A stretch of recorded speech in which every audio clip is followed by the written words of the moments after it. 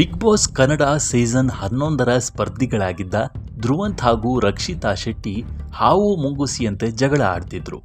ಇಬ್ಬರು ವೀಕ್ಷಕರಿಗೆ ಸಖತ್ ಎಂಟರ್ಟೈನ್ಮೆಂಟ್ ನೀಡಿದ್ದು ಸತ್ಯ. ಆದರೆ ಇಬ್ಬರು ಒಟ್ಟಿಗೆ ಇದ್ದಾಗ ಮಾತ್ರ ಸಿಕ್ಕಾಪಟ್ಟೆ ಜಗಳ ಆಡಿದ್ದಾರೆ.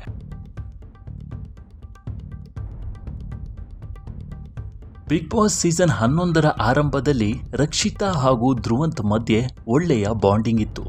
ಅಣ್ಣ ತಂಗಿ ಅಂದ್ಕೊಂಡು ಆಟ ಮುಂದುವರಿಸಿದ್ರು. ಆದರೆ ಕೆಲ ವಾರದ ನಂತರ ಗೇಮ್ ಸಂಪೂರ್ಣ ಬದಲಾಗಿತ್ತು. ಧ್ರುವಂತ್ ಹಾಗೂ ರಕ್ಷಿತಾ ಮುಖ ನೋಡಿದ್ರೆ ಜಗಳ ಆಡ್ತಿದ್ರು. ಬಿಗ್ ಬಾಸ್ ಮುಗಿಯೋ ಟೈಮ್ನಲ್ಲಿ ಕೂಡ ರಕ್ಷಿತಾ ಬಿಗ್ ಬಾಸ್ನಿಂದ ಹೊರಗೆ ಬಂದ ಮೇಲೆ ಧ್ರುವಂತ್ ಭೇಟಿ ಆಗಲ್ಲ, ಧ್ರುವಂತ್ ಜೊತೆ ಫ್ರೆಂಡ್ಶಿಪ್ ಮುಂದುವರಿಸಲ್ಲ ಅಂತ ಹೇಳಿದ್ರು.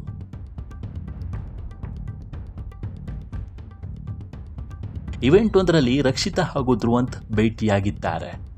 ಬಹಳ ದಿನಗಳ ನಂತರ ಧ್ರುವಂತ್ ಭೇಟಿಯಾದ ರಕ್ಷಿತಾ ಖುಷಿಯನ್ನ ವ್ಯಕ್ತಪಡಿಸಿದ್ದಾರೆ. ಧ್ರುವಂತ್ ಅಣ್ಣ ಅಂತ ಹೇಳಿದ್ದಲ್ಲದೆ ಧ್ರುವಂತ್ಗೆ ತಮ್ಮ ಫೋನ್ ನಂಬರ್ ನೀಡಿದ್ದಾರೆ. ಬಿಗ್ ಬಾಸ್ ಮನೆಯಲ್ಲಿ 24 ಗಂಟೆ ಒಟ್ಟಿಗಿದ್ರೆ ಹಿಂಸೆ ಆಗತ್ತೆ, ಹೀಗೆ 5-10 ನಿಮಿಷಕ್ಕೆ ಸಿಕ್ಕಿದ್ರೆ ಎಷ್ಟು ಖುಷಿ ಅಲ್ವಾ ಅಂತ ಧ್ರುವಂತ್ ನೋಡ್ತಿದ್ದಂತೆ ರಕ್ಷಿತಾ ಹೇಳಿದ್ದಾರೆ.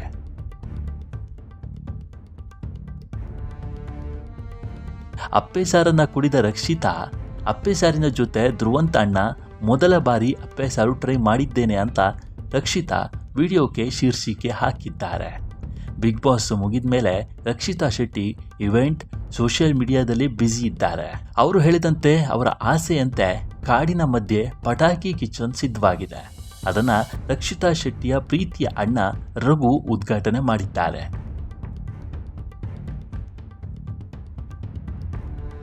ಇನ್ಮುಂದೆ ಕಾಡಿನ ಮಧ್ಯೆ ಇರುವ ಪಟಾಕಿ ಕಿಚನ್ನಲ್ಲಿಯೇ ರಕ್ಷಿತಾ ಅಡುಗೆ ಮಾಡಿ ಅದನ್ನು ಯೂಟ್ಯೂಬ್ಗೆ ಪೋಸ್ಟ್ ಮಾಡಲಿದ್ದಾರೆ.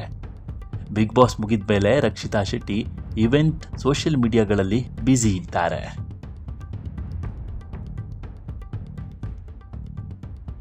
ರಕ್ಷಿತಾ ಶೆಟ್ಟಿ ಮತ್ತು ಧ್ರುವಂತ್ ಅವರ ಈ ಭೇಟಿ ಬಗ್ಗೆ ಹಲವು ರೀತಿಯಲ್ಲಿ ಕಾಮೆಂಟ್ಗಳನ್ನು ಮಾಡ್ತಿದ್ದಾರೆ.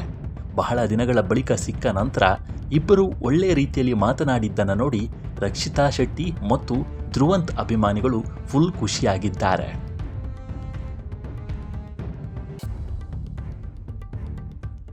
ಇವರ ಈ ಅಣ್ಣ ತಂಗಿ ಬಾಂಡಿಂಗ್ ಬಗ್ಗೆ ನಿಮ್ಮ ಅಭಿಪ್ರಾಯ ಏನು? ಬಿಗ್ ಬಾಸ್ನಲ್ಲಿ ಇವರಿಬ್ಬರು ಆಡಿದ ಜಗಳದ ಬಗ್ಗೆ ನಿಮ್ಮ ಅಭಿಪ್ರಾಯ ಏನು ಅನ್ನೋದನ್ನು ಕಾಮೆಂಟ್ ಮೂಲಕ ತಿಳಿಸಿ. ಮುಂದಿನ ವಿಡಿಯೋದಲ್ಲಿ ಸಿಗೋಣ. ನಮ್ಮ ಈ ವಿಡಿಯೋ ನಿಮಗೆ ಇಷ್ಟವಾಗಿದ್ದರೆ ಲೈಕ್ ಮಾಡಿ, ಶೇರ್ ಮಾಡಿ ಮತ್ತು ನಮ್ಮ ಚಾನಲನ್ನು ಮರೆಯದೆ ಸಬ್ಸ್ಕ್ರೈಬ್ ಮಾಡಿ.